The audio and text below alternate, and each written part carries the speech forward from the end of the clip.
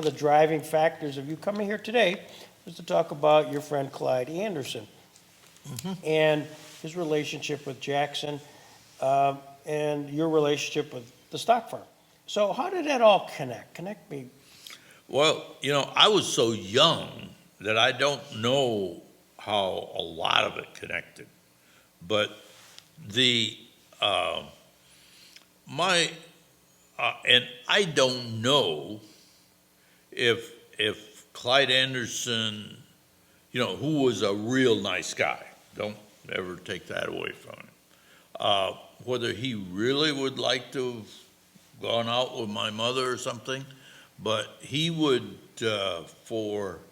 and I mean, I was really young when he was picking me up, basically all school days off and all work days. And I literally went out there and did the farm work that the big guys were doing, throwing the hay and riding the combine. And this was a combine at that time was pulled by another tractor, and you filled up the bag with grain, and you had to do what was called a miller's knot to hold the grain in it. And it took, there were a lot of men couldn't do it. It was just, and so a good share of it, and at the barn, Let's pits of talk, manure. first of all, I think we should put it in context for the camera. The barn is the stock farm. We would know as the stock farm. And historically, that was owned by Robert Jackson, Elmer Sellstrom, and Crawford Bargar. Oh, who was the second one? Elmer Sellstrom. Okay, I've heard that name. All So right. those are the three. Jackson Okay. owned a 50%, Elmer owned a quarter, and Crawford Bargar owned a quarter. That's how Okay. things you know. Okay. That was the ownership structure. Okay. Subsequently, Jackson sold his 50% interest to Elmer and Crawford, and they owned it at the end. Okay. You're telling me things that, other people haven't been able to, or something, because that, and I heard it on one of your tapes that it was Crawford Bargar and Clyde, and or Crawford Bargar and Robert Jackson, that and I hadn't known that. But what kind of happened is anyhow, Clyde Anderson would pick me up on the mornings, Saturdays and Sundays and holidays and things, particularly if there was a lot of work to do. And I'm talking, I don't know, 5, 6, 7 years old. I mean, it was, but got to doing it early. I don't think I ever got paid, and that is immaterial, because I got a sensational amount out of it from what I would have had otherwise. And man, the last thing I wanted to be doing is standing around not doing anything. I can remember hitting periods like that and being bored to death. But so, learned quite a lot from them, and used to, Crawford Bargar and Clyde Anderson used to particularly like to trade cows. And so they'd usually throw me in the back, and I'd go ride with them while they were trading cows. And then that was really worth a lot to me, Yeah. But they were, at the time, they had a boarding, they boarded horses at the stock farm. They had basically people, if they wanted to go horseback riding, could, make arrangements with the farm in so many hours, and they go out. And I can remember a couple of cases of people getting hurt pretty bad. A gal with a broken shoulder and things, and he had some they were real characters, really good guys, but kind of real ruffians, and I didn't know anybody would know who I was talking about when and actually essentially the only time I've ever talked to Daryl. Give me Daryl's last name. Braley. Braley. And I'm sure we're going to get together more because we were kind of both astounded what we had to tell each other. But that there were people there was a guy by the name of Huff who was a real guy, was really good to me, and we got along real well. But he was tough and a ruffian, you know, and how that Daryl knew him is he had a couple of bars right down just probably as far as you could throw a ball from the stadium.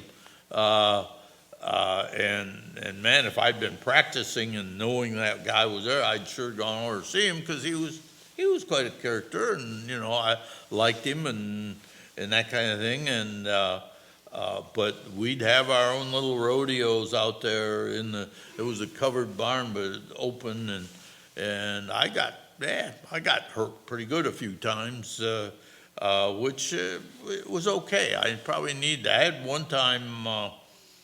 I was in the 4th grade when they brought in a pretty mean horse, and I kind of had a little bit of a reputation because nobody cared much as that I could ride anything, and so I jumped on him, and the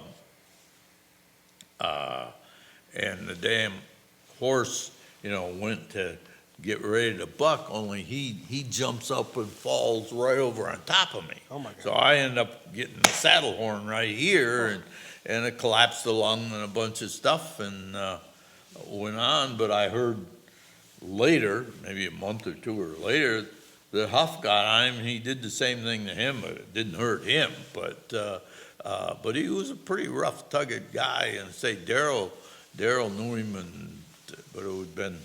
And there were some, you know, used to ride bulls a fair bit and do some things that just not would not be permitted by everybody under all circumstances, but had some folks around there training horses for various people. There was a guy, and I've heard his name mentioned several times, real nice guy by the name of Mike Hines. And he was really good to me and was training me how to ride for horse shows and this kind of thing. You know, I never had anybody take an interest in me and like that. But it ended up that I had a hernia, and the doctor told my mother that he wouldn't let me, you know, he wouldn't give me permission to ride in these horse show events. If I had a hernia, I was going to have to get it fixed. God, I was scared to death of getting that fixed. And I told him no, which was a huge mistake. And in fact, I should have gotten the damn thing fixed when I collapsed the lung, you know, and do it all at once. But I was just too, I don't know what. But they were certainly some good guys, and there'd be other people come in and out that would kind of get to know. But, you know, among the things was as I got older, and I think they were planning, they didn't really get me in on the plans, what was going on with the barn or who owned it. I was fairly sure that Clyde didn't own it, but I knew Crawford Bargar quite well because I rode around enough with he and Clyde, you know, looking at cows or catching cows or whatever. And this was, you know, this was something that was just in Bargar's blood that he kind of had to do. He had, you know, money like it was, and I'm saying that, but it just everybody knew it, and of course owning Flickingers and things did. But and as time went on, I guess it reached the point where they sold the property and they were getting ready to tear the barn down,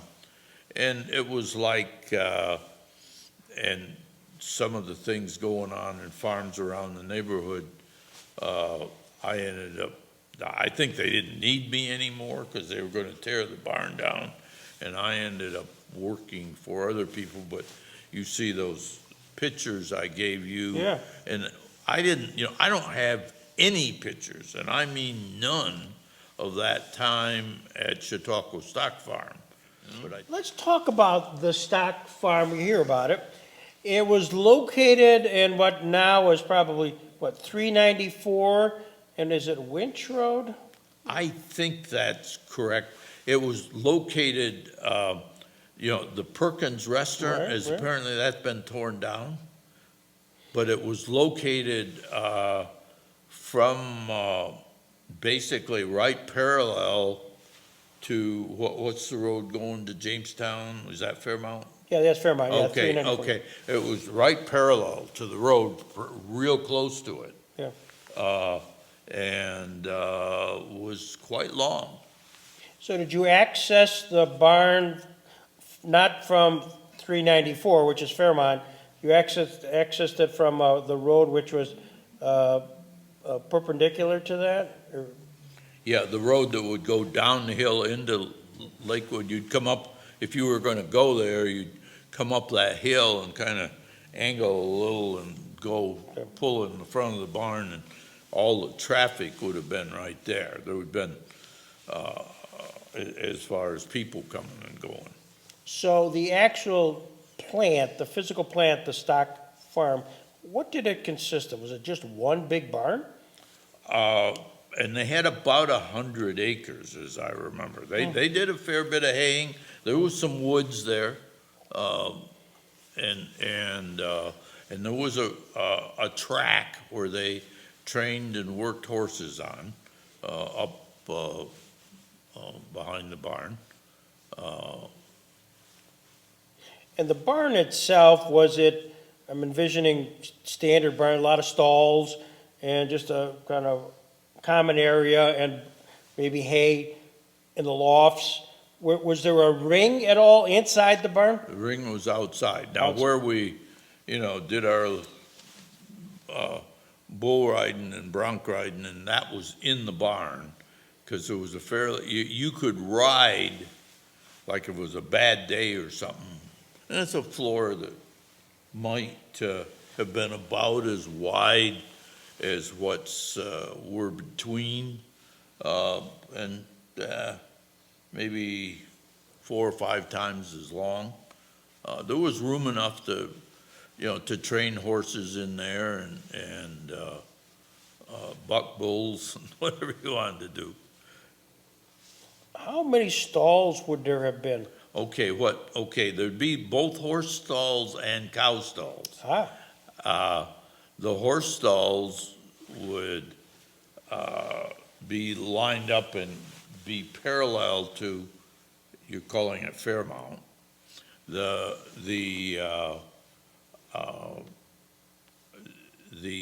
cow stable pretty much went back of where the horses were, pretty much would have been perpendicular to Fairmount, but these cows were tied in tie stalls or stanchions of some kind, and they had a gutter behind them that you cleaned out by hand, and then particularly in the winter, rolled it up a ramp and dumped it off the end, and then when the weather got good, got out there with a manure spreader and spread it around the farm.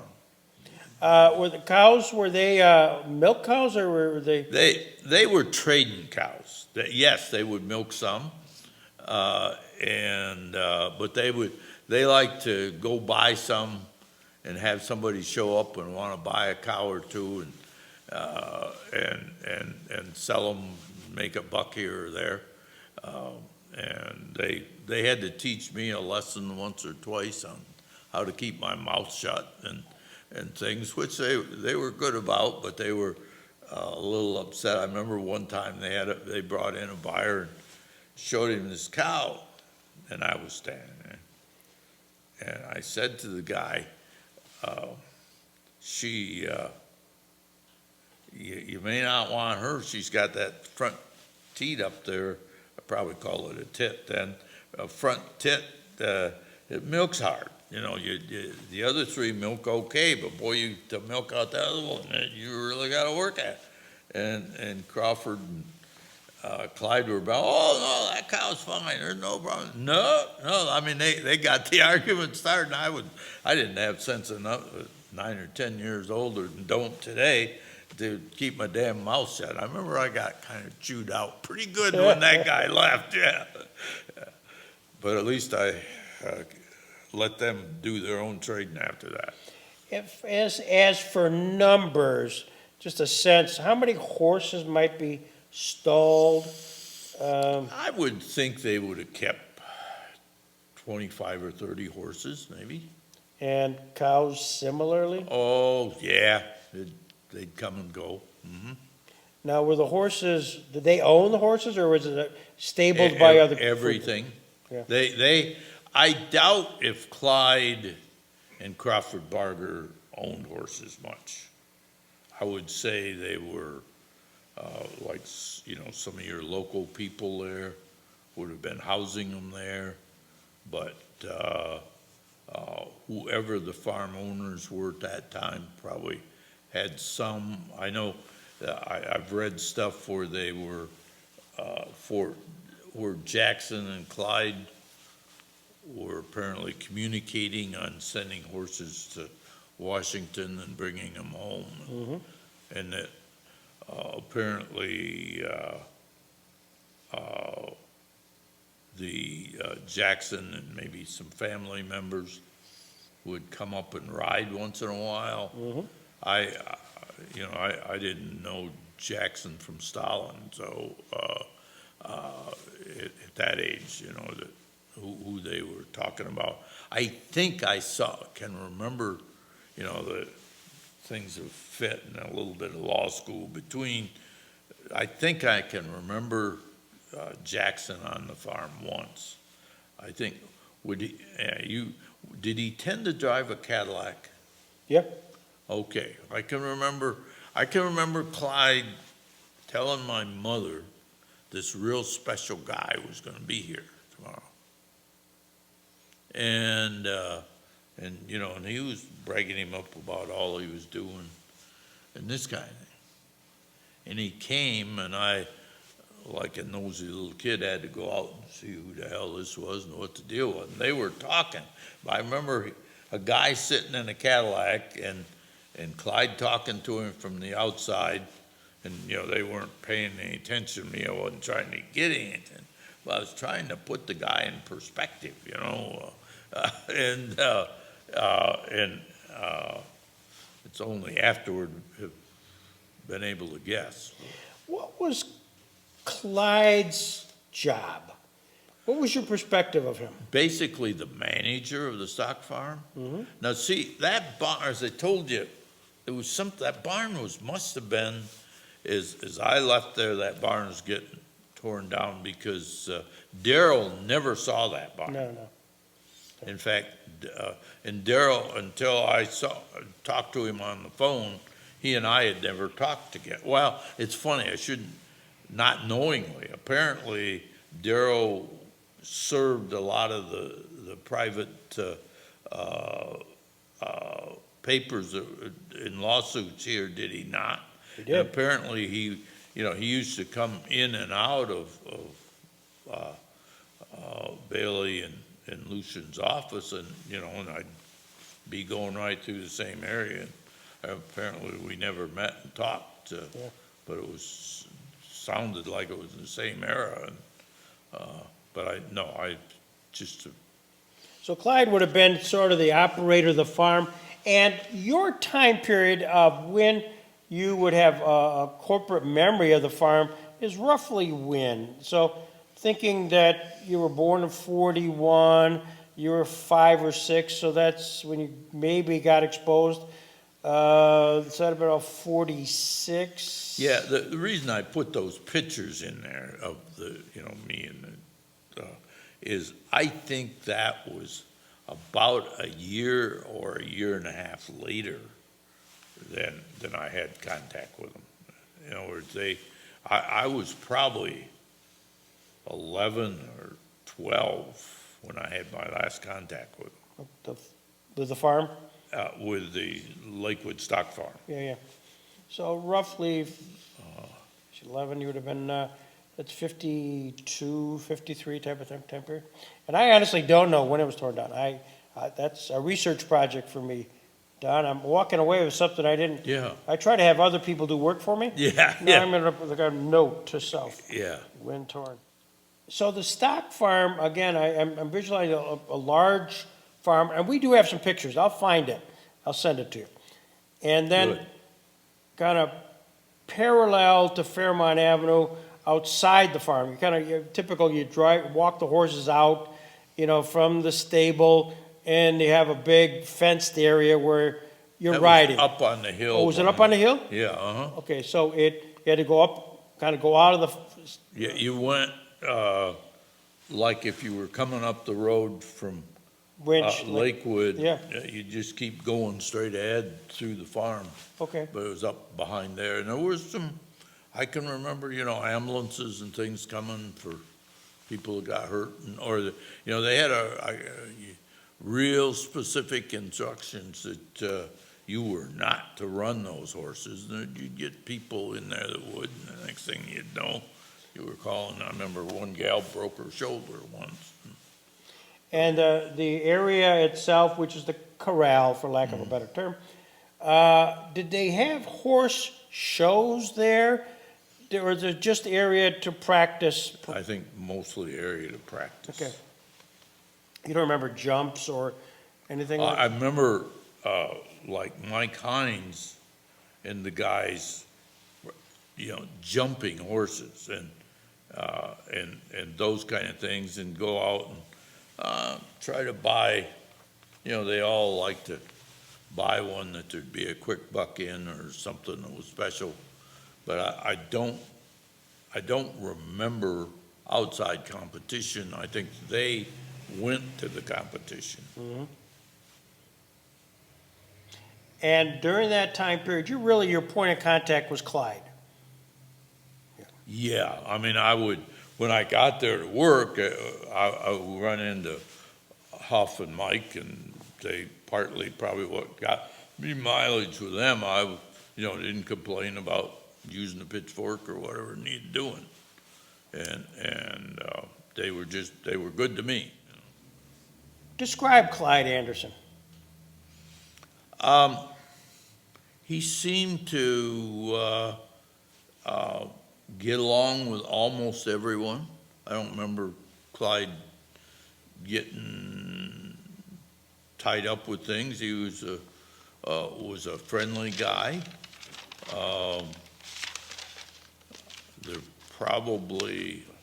don't think I ever gave him a lot of nonsense, but the times I did, like the deal on the cow and some other things, there was another one where probably the last cow had sold to he and Crawford Bargar together, and I had some people back. I was back working on the farms right there at home, and I can remember some of them really giving me a hard time about selling my heifer too cheap to them, and it was like it was things they taught me is, you make a deal and you keep the deal, do this guy thing, and this guy back behind me was telling me I needed to tell him he was cheating me out of this heifer and all this, and I can imagine, Crawford Bargar being Crawford Bargar, that's all he needed was to be pulling the rope on this heifer, leading her up in the trailer, and have some damn little kid there telling him, something like that. But I remember when I got back, that same guy gave me hell for not getting that heifer away from Crawford. And, you put up in the middle job.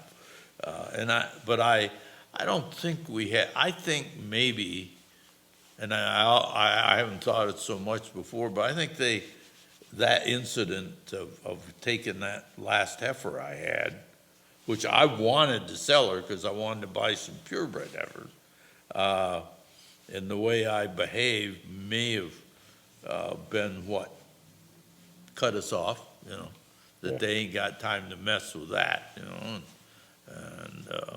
it's something to be real ashamed of today, but, it's a little rough when you're an 8, 9-year-old kid and having older people telling you two different ways, Life lessons is, these are all life Yeah. lessons. Was he a big guy? Was he? Yeah, quite large, and I'm guessing he was 5'10" or something. Mm-hmm. And that's and of course, we're talking, 70 years ago. Did he ever talk about Jackson? Do you remember ever that conversation other than, Other than there was this one special guy, and it was Yeah. more like I'd hear him talk to my mother about her. yeah, And I didn't put it together at all. yeah. I didn't know what a lawyer was,